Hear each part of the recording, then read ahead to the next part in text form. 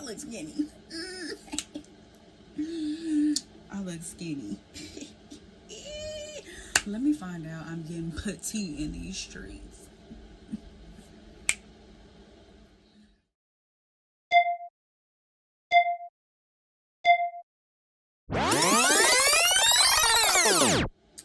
What's up, y'all? Welcome back to the Backpack Chat. I'm your host, Jerica Jasmine.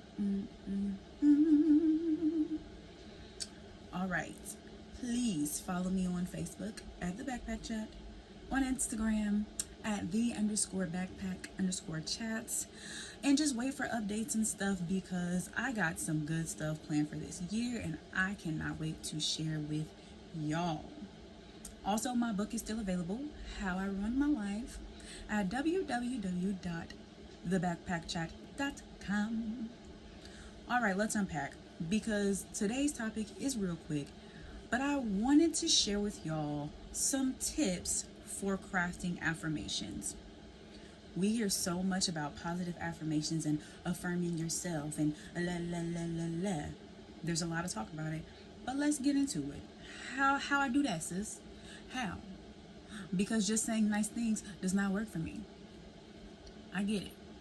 There is some actual theory behind positive affirmations, okay? And if you're churchy, it's speaking life, okay? It's really one and the same. All right, let's be honest. These are suggestions, okay? These are how I do mine. It may not work for you, but it works for me. So I need to share. Number one, start with reflection. It's so important that you are aware of the areas that you are weaker or you need to improve. Okay, the areas that you have triggers in, that you struggle in.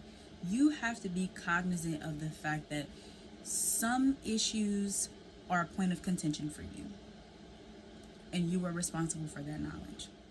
Your affirmations should speak directly to areas of improvement or areas you struggle in. That's the whole point of affirming yourself.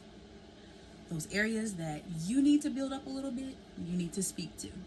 It's also important to note that because your affirmations speak directly to the issues that you're working on, as your issues evolve or dissipate, your affirmations should as well, okay? As you evolve as a person, so should your affirmations. The things you were struggling with last year may not be the things that you're struggling with now, or even last week. And that's okay. Your affirmations should evolve with you. For example, I be feeling like a whole imposter in these streets, okay? Imposter syndrome is real. I talk about this a lot because I really struggle with it. So some of my affirmations have been constructed around my capabilities and my purpose. I remind myself that I am capable, I am talented, and I am able to do the work. Okay? I be having to get myself together. Another tip, make them short and easy to memorize. We don't have time to be reciting the whole book in the moment. For example, one of mine, I am capable and competent. When I get to feeling impostery, I am capable and competent. And I say it till I feel it because it's true. I am capable and I'm damn competent. Also, this tip is where cognitive behavioral therapy comes into play. So there's a technique called thought stopping. All right, it's rooted in the belief that if you stop a negative thought pattern, then you can replace it with a positive one. Okay, now this definitely takes a lot of practice because a lot of us, when we get started on a negative train of thought, it's really hard to stop it. Okay, it takes a lot of conscious effort to stop negative thought patterns. Here's where you can start doing that. As soon as your mind gets to going, telling you how you're not and how you can't, yes I am and yes I can. Okay, it starts with you internally. It's hard. It's not going to be a walk in the park, especially if you've had consistently negative thought patterns about particular areas of your life for years. It's going to be challenging, but you can do it. My last suggestion, start by repeating them at the same time every day. Okay, if it's hard for you to stop your negative thought patterns in their tracks, start by doing it at the same time every day.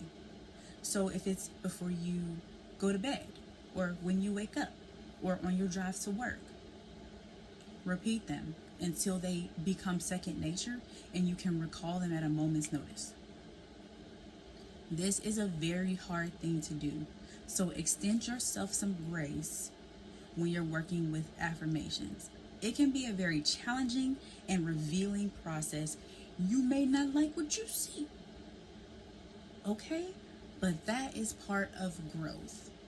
Sometimes we run into some challenging aspects of our personality or some things that we have experienced, and it's hard, but that's okay. That's okay. All right? In conclusion, building affirmations is easy in theory, but if you want them to work, you have to do the internal work to really have them address things that you're struggling with. And you got to be honest, okay? It's hard, but you can do it. All right. I love y'all. Be blessed.